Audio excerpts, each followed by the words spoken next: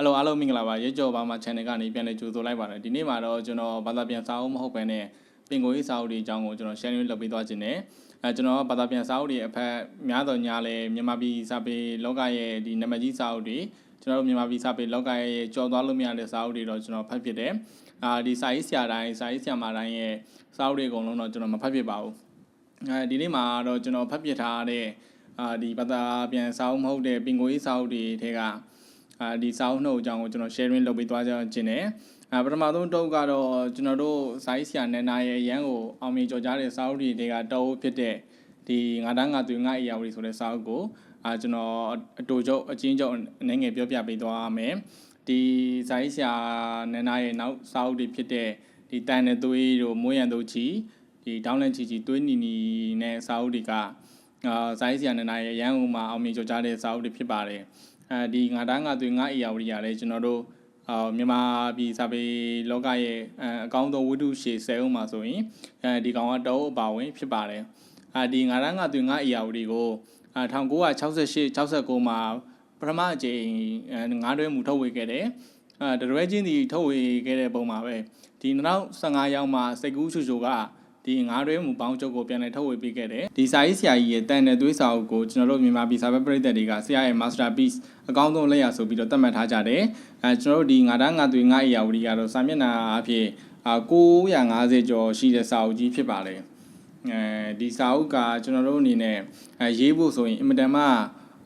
မလွယ်တဲ့တော်တော်ကိုစူးစမ်းအားထုတ်မှုရှိမှတာဒီလိုမျိုးစာအုပ်တွေကိုရေးနိုင်မှာဖြစ်ပါတယ်စာရေးဆရာနန္ဒာရဲ့ဒီစူးစမ်းအားထုတ်မှုကိုကျွန်တော်တို့တော်တော်အသိမဲ့ပြုပါမယ်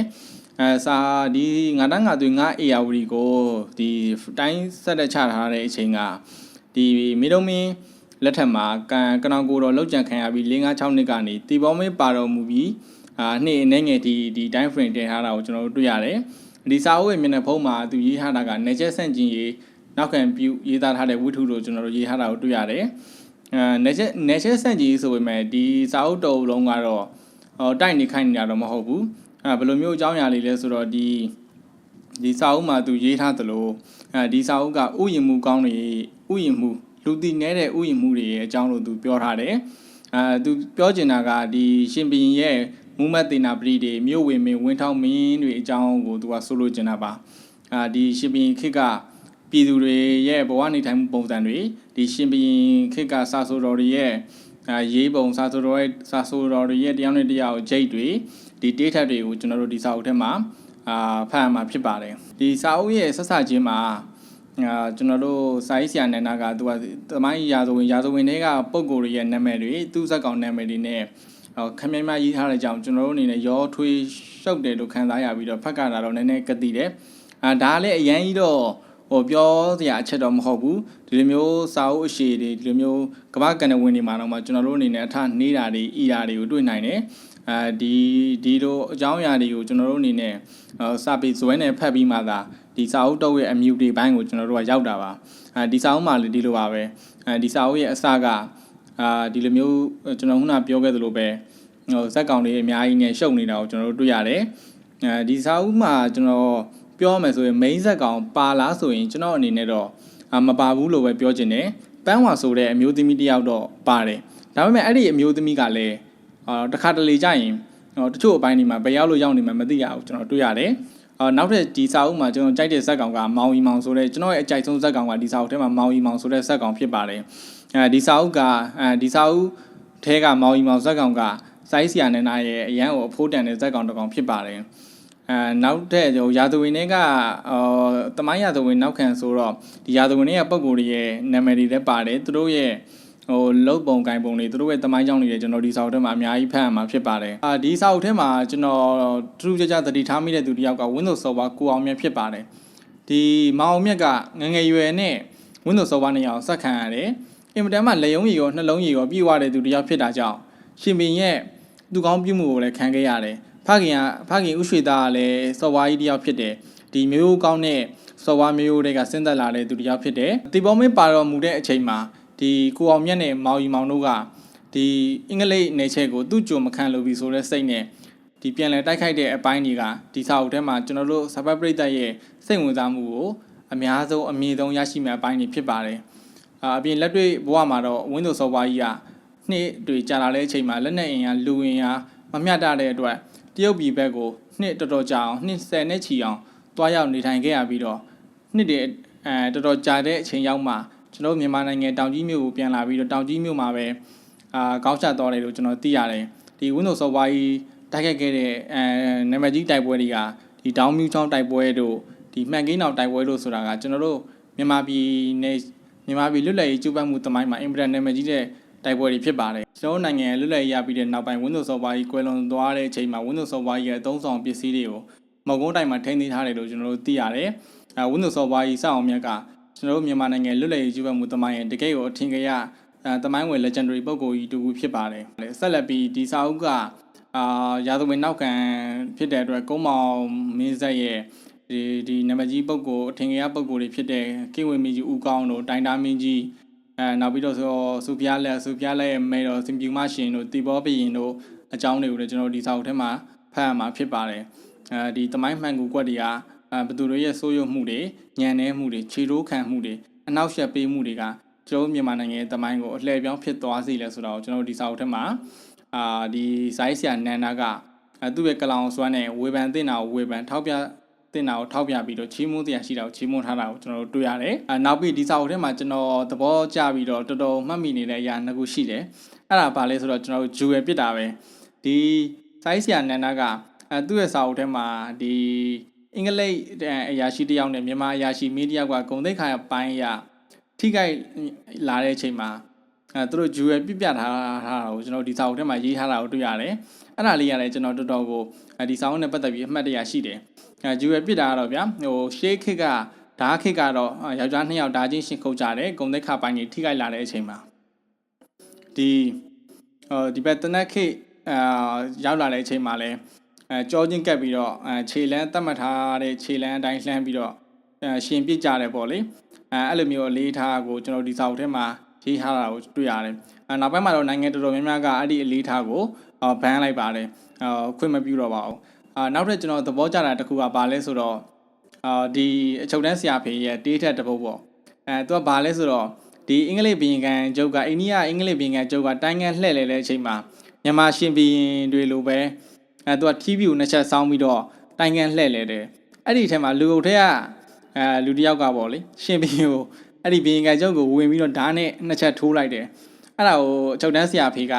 အားရပြီးတော့ဆရာဖေကအင်္ဂလိပ်ဆိုရင်ရန်ကိုမုန်းတဲ့လူတယောက်ဖြစ်တယ်အဲ့ဒါသူကအားရပြီးတော့သူ့ရဲ့တီးတဲ့ထဲမှာဘယ်လိုမျိုးထည့်ရေးလဲဆိုတော့တီးပြူနှစ်ချက်စောင်းတဲ့အတွက်အမင်းနှစ်ချက်သာထိုးခံရတယ်လေးချက်သာစောင်းရင်ခွေးတည်တည်မယ်ဆိုပြီးတော့သူ့ရဲ့တီးတဲ့ထဲမှာအဲ့လိုမျိုးသဘောမျိုးထည့်ရေးလိုက်တယ်အဲ့မှာဘာဖြစ်လဲဆိုတော့ဒီအောက်မြန်မာနိုင်ငံကအင်္ဂလိပ်တွေက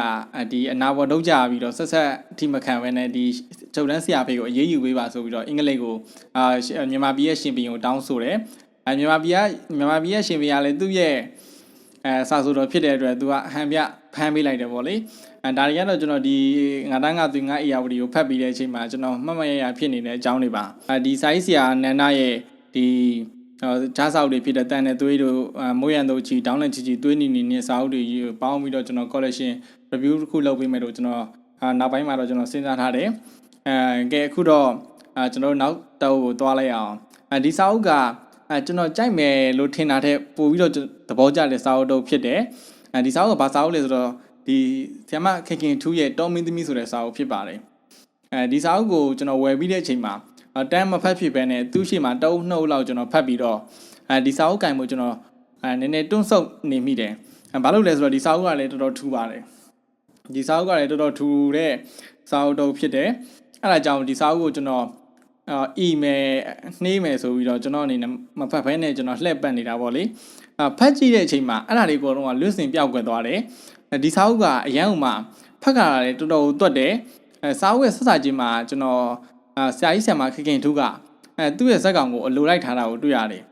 ဒီစာအုပ်ရဲ့နာမည်အတိုင်းပဲတော်မင်းသမီးဆိုတာကဒီအညာကျေးလက်ဘက်ကဇမင်းသမီးဖြစ်ရှင်တဲ့ကောင်မလေးတယောက်အကြောင်းပေါ့လေအဲ့ဒီကနေစပြီးတော့ဒီဇက်သပင်အကြောင်းတွေအညာရွာတွေဘက်ကအကြောင်းတွေကိုကျွန်တော်တို့ဖတ်ရမှာဖြစ်ပါတယ်ဒီအညာဒလိအညာရွာတွေဒီအညာဒိုင်လက်အညာလေးတန်းတွေကိုကျွန်တော်တို့ဆွေးနွေးပြောဆိုတဲ့အခါမှာဆီယမခင်ထူကတော့ကျွန်တော်ခြံထားလို့မရတဲ့ ကျွန်တော်တို့ရဲ့ဆရာကြီးဆရာမဒီတယောက်ဖြစ်တယ်ဒီစာအုပ်ကိုဆရာမကအချိန်6နှစ်လောက်ယူပြီးတော့ရေးထားတာလို့ကျွန်တော်သိရတယ်ဒီစာအုပ်မှာပထမစာအုပ်ရဲ့တဝက်လောက်ကတော့ဝါကောင်မိုးဆိုတဲ့ဒီဇမင်းသမီးဖြစ်လာမယ်ကောင်မလေးကိုဆရာကြီးဆရာမခင်တူကပြုစုပြောထောင်ထားတာကိုကျွန်တော်တို့တွေ့ရတယ်သူ့ရဲ့ဇက်ကောင်ကိုဆရာမအသေးသေးချာချာကိုပြုစုပြောထောင်ထားပါတယ်ဒီဝါကောင်မိုးကဒီနောက်ပိုင်းမှာတော့ပညာရေးပြည့်ဝတဲ့အော်ဝတန်ကြီးဆိုတဲ့ဇမင်းသမီးဒီဖြစ်လာမယ်တယောက်ပါဒီကျွန်တော်တို့အပြင်လက်တွေ့ဘဝမှာလည်းဒီပညာလိုချင်ရင်ဒီကိုယ့်ရဲ့စီနီယာတွေဆရာတွေရှိမှာခြေစုပ်လက်နဲ့ပြုစုပြီးတော့တပိတ်ဝင်အိတ်ဝင်စူဆောင်းတတ်တဲ့လူတွေရှိပါတယ်ဒီဝါကောင်မူးကလည်းအဲ့လိုမျိုးကောင်းပါလေးဖြစ်တယ်သူ့ရဲ့စီနီယာအငြိမ်မင်းသမီးတွေရှိမှာသူကအဲ့လိုမျိုးပညာဝိရည်တွေကိုစူဆောင်းပြီးတော့သူ့ရဲ့ပညာကန်းဖြည်းဖြည်းပြေဝလာတာကိုကျွန်တော်ဒီထဲမှာတွေ့ရတယ်ဆရာမခင်ထူးရဲ့ဒီချန်နယ်မကြီးစာအုပ်တွေဖြစ်တဲ့မဲ့ရင်ကန်တို့ဘာလို့ကျွန်တော်မဖတ်ဘူးပါဘူးဒီတော်မင်းသမီးကကျွန်တော်ကိုဒီဆရာမခင်တူကအလုံးစုံကိုကျင်းနဲ့သွားစေပါတယ်နောက်တဲ့စာအုပ်တွေဖတ်ဖြစ်မယ်ဆိုရင်တော့မှဒီတော်မင်းသမီးကကျွန်တော်ရဲ့ဆရာမခင်တူရဲ့လက်ရာတွေထဲမှာအကြိုက်ဆုံးစာအုပ်ဖြစ်နေမှာတော့ကျင်းသေးပါတယ်နောက်ပြီးကျွန်တော်ဒီစာအုပ်ထဲမှာကျွန်တော်တခုသတိထားမိတာကဒီကျွန်တော်တို့အနေနဲ့အညာကျေးလက်ဖက်တွေဒီလိုကျေးရွာတွေဘက်ကခေတ်ပညာတွေဒီခေတ်မီနီးပညာတွေရောက်ဖို့ခဲရင်းတဲ့အတွက်အရင်ခေတ်တည်းကဒီဇက်သပင်တွေကဒီပြည်သူလူထုကိုမျက်စိပွင့်နားဖွင့်ပေးတဲ့ဒီပညာမျှဝေရနေရာတွေဖြစ်နေတာကိုကျွန်တော်တွေ့ရတယ်ဒီပိတ်ကားရဲ့နောက်ွယ်ကဇက်သပင်သူဇက်သပင်သားတွေရဲ့ဘဝတွေကိုလည်းကျွန်တော်တို့ဒီစာအုပ်ထဲမှာနည်းနည်းရင်းနစ်ဖွယ်စာရေးဆရာမခင်တူကရေးထားတာကိုတွေ့ရတယ်နည်းနည်းဆိုတာထက်ပြောလိုက်ရင်တော့စပွိုင်းပါတာမှာဆိုတဲ့အတွက်ကျွန်တော်မပြောတော့ပါဘူးဒီစာအုပ်ကမိတ်ဆွေတို့အနေနဲ့ဖတ်ကြည့်ဖို့ထိုက်တယ်ပါတယ်တော်တော်များများလဲဖတ်ဖူးကြပါလိမ့်မယ်ဒီစာအုပ်ကျွန်တော်ခုနပြောခဲ့တဲ့ဒီငါသားငါသွေးငါအရာဝတီနဲ့ဒီဆရာမခင်ထူးရဲ့တော်မင်းသမီးစာအုပ်ကတော့စာပေချစ်သူတိုင်းတော်တော်များများဖတ်ဖူးကြလိမ့်မယ်လို့ကျွန်တော်ထင်ပါတယ်ကျွန်တော်ပြောတာလဲတော်တော်ကိုရှည်သွားပြီဖြစ်တဲ့အတွက်ကျွန်တော်ရဲ့ကြည့်နေတဲ့လူတွေကိုကျွန်တော်နှုတ်ဆက်မယ့်အချိန်ရောက်ပါပြီကျွန်တော်အရင်ပြောနေကြအတိုင်းပဲကျွန်တော် channel လေးကို subscribe မလုပ်ရသေးရင်လုပ်ခဲ့ပေးပါဦးဒီဗီဒီယိုကြည့်နေတဲ့ရင်မိတ်ဆွေတို့ရဲ့တငယ်ချင်းတွေစီကို share ပေးသွားလို့ရပါတယ်နောက်ဗီဒီယိုမှာနောက်စာအုပ်တွေနဲ့ပြန်တွေ့ကြပါမယ်